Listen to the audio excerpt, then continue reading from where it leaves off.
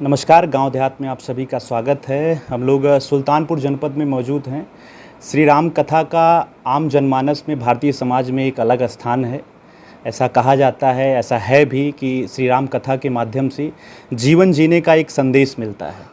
हमारे साथ आज अंतर्राष्ट्रीय कथावाचक रामायणम फाउंडेशन के संस्थापक आचार्य शांतनु जी महाराज मौजूद हैं। आज कुशभवनपुर में महाराज जी का शौर्य गाथा कार्यक्रम है। महाराज जी, श्री राम कथा हम लोगों ने बहुत सारी सुनी है और अभी कुछ ही वर्षों से आपने शौर्य कथा की शुरुआत की है, जबकि हमारे भारतवर्ष का इतिहास बहुत ही गौरवशाली रहा है।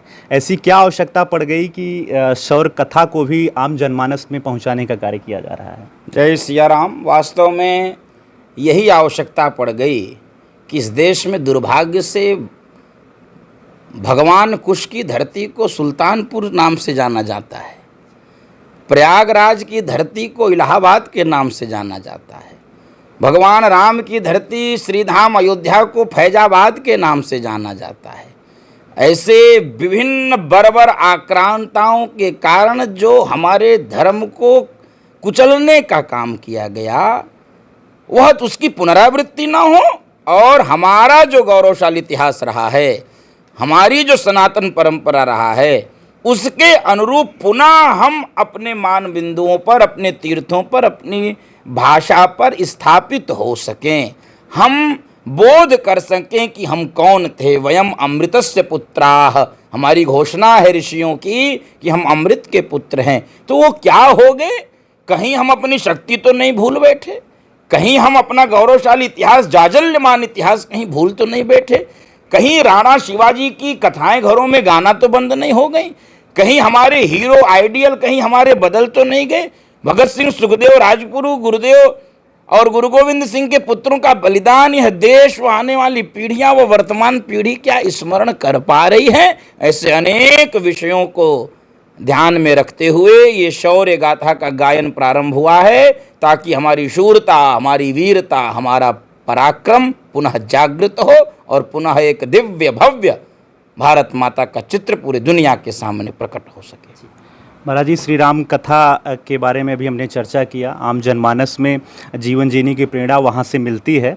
अभी पिछले कुछ वर्षों से कुछ राजनेताओं के माध्यम से हमारे भारतवर्ष के दक्षिण भारत से भी कुछ राजनेताओं ने इस पे आक्षेप लगाया है कि जातिगत जो परंपरा है, जो जातिगत वर्ण व्यवस्था है, वो सनातन धर्म के माध्यम से वो हमारे समाज में आई है, एक कुरीति है वो, और सनातन का वो विरोध कर रहे हैं। तो ऐसे राजनेताओं के बारे में आपके क्या ख्याल हैं? आपको क्या लगता है कि इस तरीके से आम जनमानस को प्रभावित करने का काम वो लोग कर रहे हैं? दो मार्ग होता है, एक तो सठ को, मूर्ख को छोड़ दिया जाए, दूसरा मार्ग ये होता है कि सठ को हठ पूर्वक ठीक किया जाए। तो ऐसे नेताओं के लिए अब सठे साठे समाचरित की ही आवश्यकता है। अब इनको छोड़ने से अथवा इनको जाने देने से अब काम चलेगा नहीं, क्योंकि अब जिस प्रकार से ये गाली गलौज का क्रम बढ़ता चला जा रहा है, जो अज्ञानता के कारण यह जो विस्तार होता चला जा रहा है, तो इस पे अब प्रहार करने की आवश्यकता है। और मुझे लगता है अब प्रहार होना प्रारंभ हो गया है, आगे होता भी रहेगा।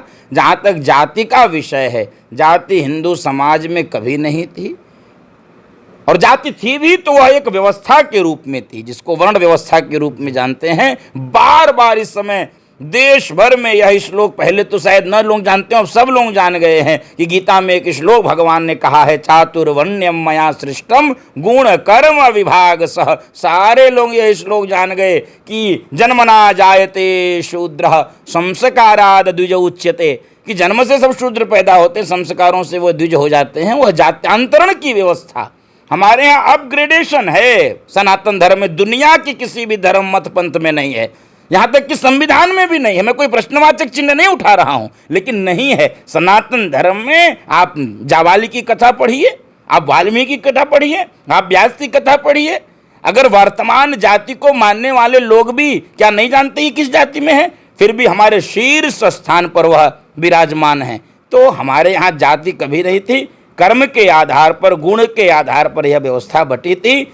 इस देश में वोट की गंदी राजनीति करने वाले लोगों ने इस देश में जाति का जहर घोला है। सनातन धर्म ने, संतों ने, सनातन के शास्त्रों ने कभी भी जातिवाद का जहर नहीं घोला है। जिस गुरुकुल में भगवान राम पढ़ते थे, उसी गुरुकुल में निषाद राजगुरु भगवान राम के निकट बैठकर अध्ययन करते थे। महाराज जी, साहित्य और सिनेमा को समाज का दर्पण माना जाता है।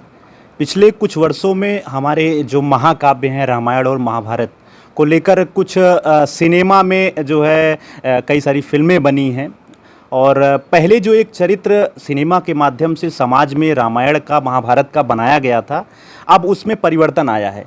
पाश्चात्य संस्कृति का लोग समावेश कर रहे हैं, हमारे महाकाव्यों का, ग्रंथों का जो है कह सकते हैं अपमान हो रहा है।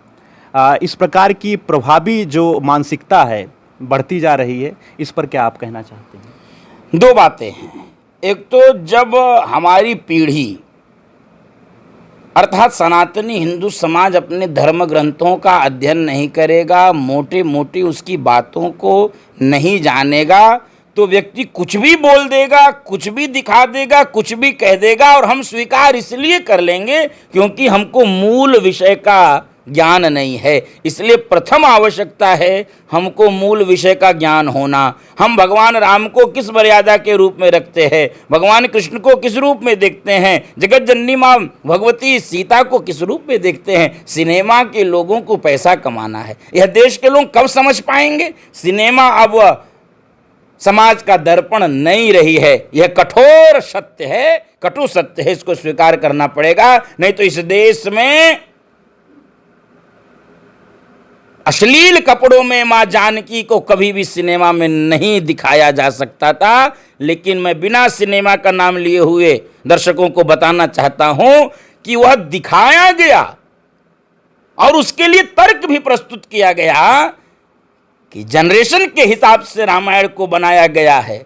तो मेरा ऐसे सभी सिनेमा बनाने वालों से मेरा अनुरोध नहीं है, ये चेतावनी भी है आपके चैनल के माध्यम से, कि जनरेशन के हिसाब से रामायण की को छेड़छाड़ मत करिए, आपके साथ भी छेड़छाड़ हो सकती है। और देश अब इस मूड में है, ओ जब राम के साथ खिलवाड़ होता है तो यह देश स्वीकार नहीं करता है, व्यक्ति चाहे कोई सामने हो। तो जनरेशन के हिसाब से रामायण को मत बदलिए, पूरी जनरेशन को रामायण के हिसाब से बनने दीजिए। जो रामायण थी उसके अनुरूप जनरेशन को बनने दीजिए।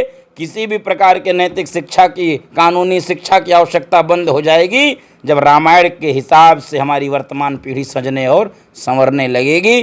कुल मिला के यह जो दुष्प्रयास हो रहा है, दुष्चक्र हो रहा है, ये सनातन धर्म को पुनः षड्यंत्र के तहत पद्दलित करने का प्रयास है, उसको मिटाने का प्रयास है। यद्यपि हम मिट नहीं सकते, तब नहीं मिटे, अब क्या मिटाएगा कोई। लेकिन किसी भी सिनेमा की क्यों नहीं हिम्मत होती, अन्य किसी मतपंच पर अनेक कुरीतियां, उस पर कभी सिनेमा बनाकर दिखावे।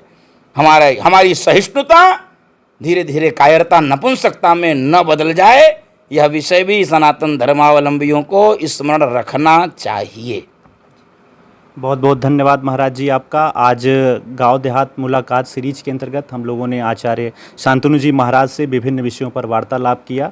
आज महाराज जी की कथा भी है, आप सभी लोग कथा में जरूर आइए और हमारे गौरवशाली इतिहास का, शौर्य गाथा का वर्णन महाराज जी के श्रीमुख से जरूर सुनिए। बहुत बहुत धन्यवाद महाराज।